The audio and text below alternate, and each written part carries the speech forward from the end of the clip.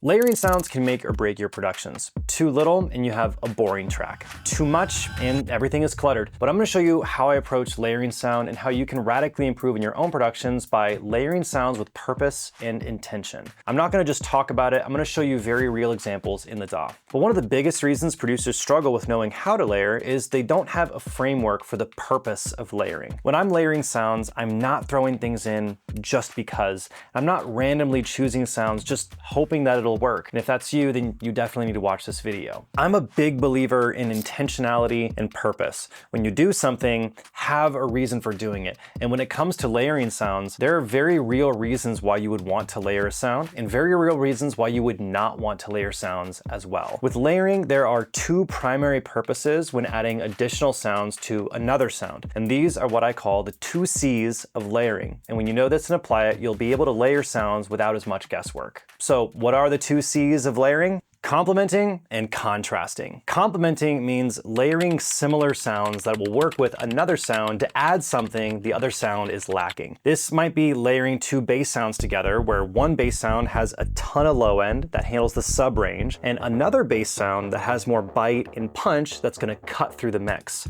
I'm going to be showing you an example of this soon. These sounds are working together to create what the listener hears as a single bass sound. When we're layering sounds by complementing, in many ways we're creating the illusion of a single sound by using multiple sounds together. Contrasting is the opposite. It's adding a sound to another sound that does something different to create texture or push against it to create contrast. An example of this would be pairing a sustained pad sound with more of a plucked element. These two sounds are contrasting each other. One is sustained, one is short, yet they can still work together where the pluck is essentially adding transient or attack to the sound, where the pad might otherwise get lost on the note changes. Contrast is definitely a lot more open-ended because since the aim is differentiation, you can have a lot more options in ways to create that. But I like to think of contrasting like pairing 2 things together that are meant to be heard as 2 unique sounds instead of one. So with complementing, we're creating the feeling like it's one sound. They work together to create one thing. Whereas with contrast, the listener can usually identify 2 unique sounds. Now, layering and arrangement very much go hand in hand. When we pick sounds and choose our layers, it's pretty much always within the context of arrangement. So don't become so zoned into the individual layers that you miss the fact that this is all about building songs and arrangements. We're simply using layers and sounds to accomplish it. So let's jump in the DAW so I can show you some practical examples. We're gonna take a look at 2 different songs so we can see how this works in very different genres. One is a dark cinematic pop track. The other is a more upbeat indie pop with acoustic guitars and hooky vocals. So let's dig in. All right, so the very first example that I want to show you is from a song of mine called Our Fight. This is out on all streaming services if you want to hear the whole thing in its entire context. And what I want to show you is the bass example that I already kind of alluded to before, which is the idea of having one bass sound that is handling all the sub frequencies where another bass sound is handling some of the upper frequencies. And there's a couple little extra fun things I did here. But the first thing I want to do is show you how this sounds in the context of the entire track with no vocals. There are vocals, but I've muted them. Here we go.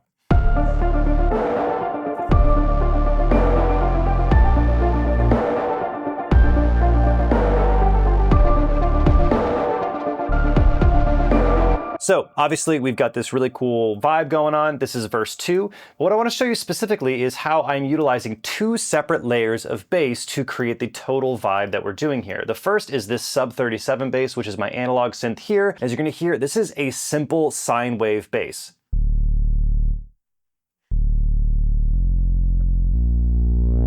Sounds nice, right? But I layer that with this more grimy sounding bass.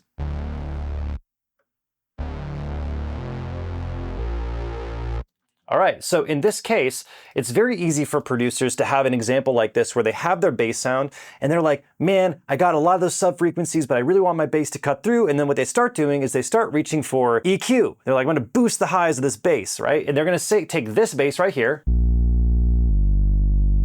and they're gonna start cranking the highs on this to see if they can get it to cut through. And that's not gonna work nearly as well as actually finding another instance of bass. It's gonna have some of the qualities and characteristics that we're missing here. So what I wanna do is actually show you what this sounds like without the bass that kind of cuts through a little bit more.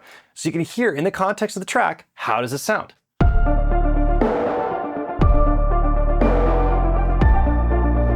And already what I can tell you right now is that the bass is there, but we've lost so much energy and excitement. And so why would I be reaching for an EQ tool to try to crank some of that in there when it's not there in the first place? And so instead, the smart thing to do is to say, what am I missing in this? And this is how we actually have intentionality and purpose when we are layering these sounds. I can have this bass in here and be thinking, I really want that bass to cut through more. And so it's starting not by saying, let's just throw layers in. It's starting by instead saying, what am I lacking? What am I missing? What am I needing? What feels like it would add to the feeling and enhance the song? And in this moment, I want that bass to actually pop through the speakers a lot more. And so then we can add this bass.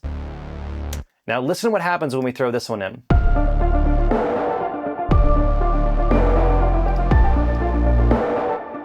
Just like that, that bass is now cutting through, significantly more interesting. And in this case, these sounds are complementing each other. All right, great. So let's move on to the next example where we can start looking at some of the arpeggiated synth elements that we have, because I have 1, 2, 3, 4, and 5 examples of layers that are working together to create one sound. Let's just play the beginning here.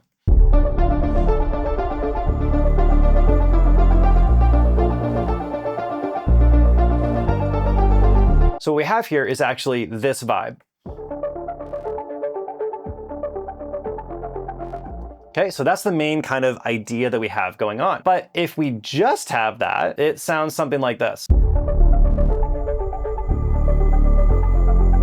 Which sounds fine, sounds good, right? This is not bad. And what my point here with layering and doing it purposefully is not saying you need to always just layer when things sound bad. That's not what we're talking about. We're talking about enhancing things, adding spread to things, adding sonic depth to things. And what I wanted in this specific case was I wanted to enhance that dun dun dun dun dun dun dun dun dun dun dun dun dun dun dun. I wanted to enhance that. And so the first element that I'm using is this.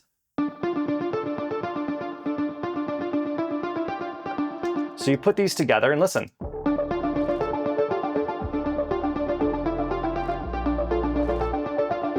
Starts adding sonic depth to it. Then we add these two layers here. Let's just solo them out. Unfortunately, I found that this one here is not loading because this production is a little bit dated. So I'm actually using two separate sounds, each of them panned very, very hard. So again, what this is doing is adding spread, and all these sounds are working together to create one complex sound. When we hear this now all together, we're hearing it as a single complex sound. If we take these out,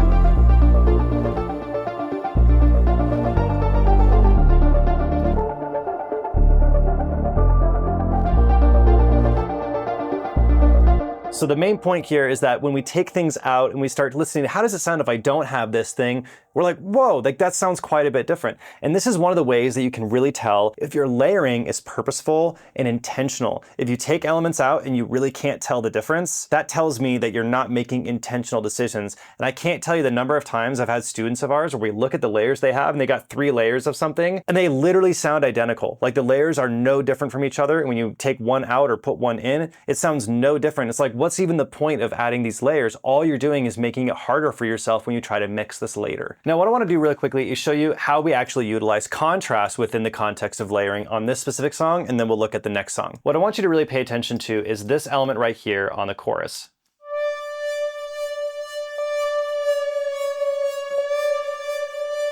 So what you'll notice is this is almost like a synthy kind of lead element. It's sustained, it's got space on it, there's no real rhythmic motion happening, but listen to see if you can figure out what we're pairing with it.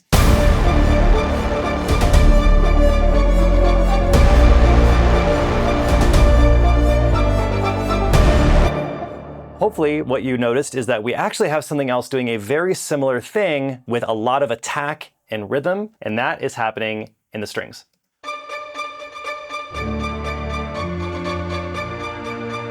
Specifically, this.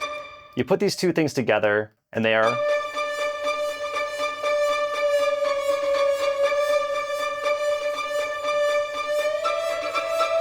now we're actually hearing these as two separate things. We're actually hearing the strings and we're like, those strings are attacky, and then we have this lead element that's soaring above. But what we don't realize just off the cuff is that they're actually doing the same thing, where they are layered together, but I'm doing it to create rhythmic contrast paired with that sustain. Let's take a look at the next genre. All right, this next example is an indie pop, happy, upbeat, kind of lovey-dovey song. Really fun. And by the way, this song was done during one of our 5-day producer challenges, so if you want to join one of our challenges, they're completely free. You can sign up below or just register or whatever. The next one's coming soon anyway. But it's really easy to look at this session right here and say, holy crap, there's 70-something tracks in here and there's so much stuff happening. But what you'll notice is that actually this is an incredibly simple production, and it's leveraging layering with complementing, and we'll talk about some contrasting as well. Let me just play the beginning for you. Again, we're only going to listen to the instrumental because the vocals are just going to make it harder to hear.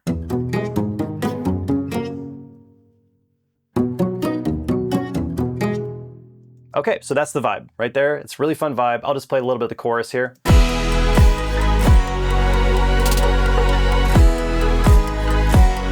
Really fun, really happy, really upbeat song. It's a jam. So what do we have happening here? We actually have 1, 2, 3, 4, 5, 6 tracks. And what's crazy is they're literally all doing the same thing, but they're each adding something that the others don't have. So what I want to show you is the foundation of this whole thing, and then I'm going to explain why I layered it the way that I did. Here's the starting point.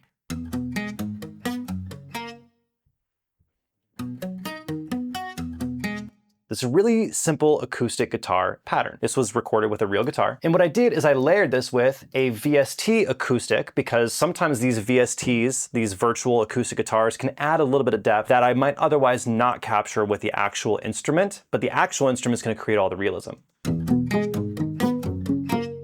There we go. Now this adds depth and richness. And if we just use the VST, this is what it sounds like. And now you know why I layered it.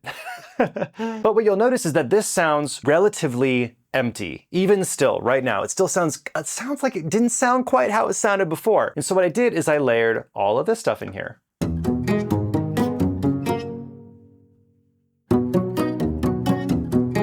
And so what this is adding in these pizzicato strings. What's interesting is that when you listen to this in the context of the track, the average listener is not going to be thinking, oh, I think I hear, plucked strings in this. That's not what you're hearing. When you hear this, especially when you throw the vocals in, I'll throw the vocals in now that you've heard it. I've tried to tell you that I love you, but you don't seem to get my drift. You're not hearing this as like, oh, there's an orchestra in here. But if we take the orchestra out, listen to this.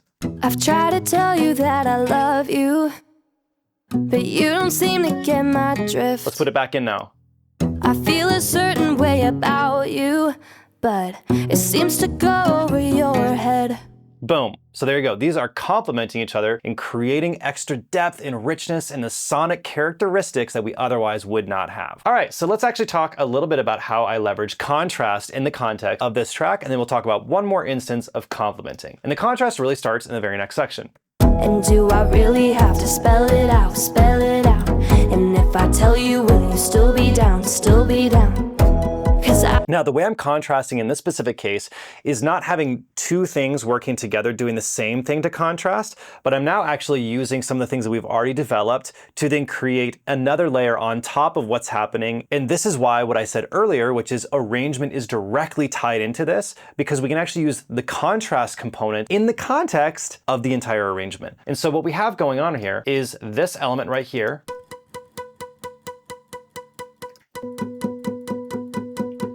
which is creating this very persistent element rhythmically that's happening. But then listen to what is happening over top or along with it that's kind of creating an umbrella of sound.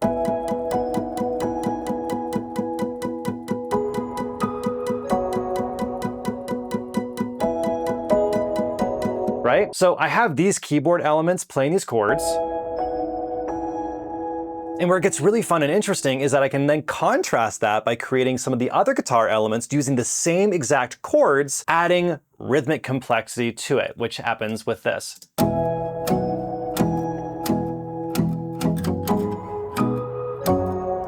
So remember what I said about this earlier? I said you can use a sustained element and then a plucked element together to create contrast where the chord changes are being emphasized with those plucked elements and the rhythmic elements, and that's creating this transient that draws attention to it. And so we're adding all these additional layers in here.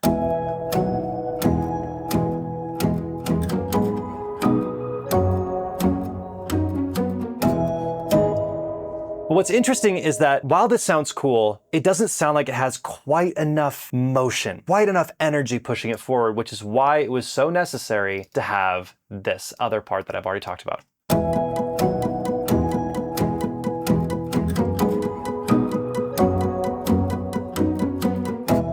There we go. I have one more example of complementing, and that is in these choruses with the pads. Here we go.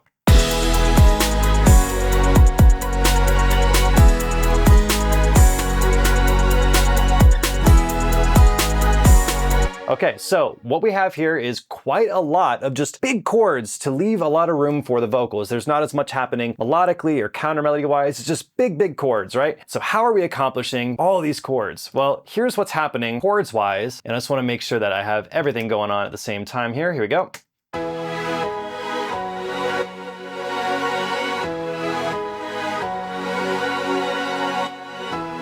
Now, obviously you're hearing the ducking happening. That's actually sidechain to the kick, so that way it gets this really cool pulsating kind of vibe to it. But what I want to show you here is how I'm leveraging unique sounds, different sounds, and also a little bit of panning to create something really interesting with these chords. The first sound that we have is this brassy synth element.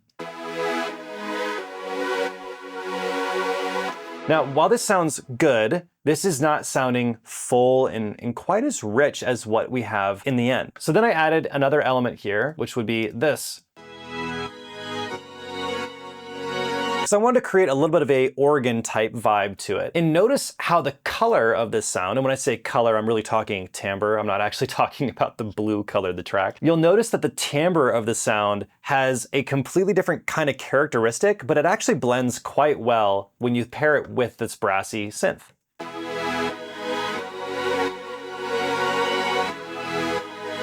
You can especially hear on the top end that organy kind of vibe to it. Then we added one other element that I put all the way left, like this. And then another one all the way right.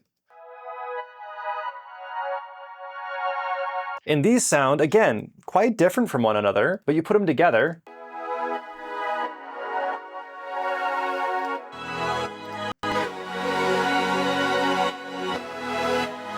And if we start taking things away, listen to how this sounds and how different it sounds. Let's take away the stuff that's all the way on the right and left.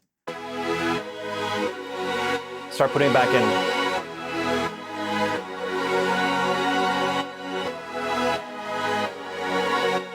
And this is how we start having sounds that are significantly more sonically complex and rich without it feeling like it's over the top. Like I mentioned, arrangement is directly tied into this idea of layering sounds, but I obviously didn't have time to get into that here. So if you're struggling with knowing what you can do within arrangement, how many layers you can realistically have in your songs, then you need to learn my 3-stack formula of arrangement, which will show you exactly how to approach layering musical ideas in your arrangements. You can watch that video right here.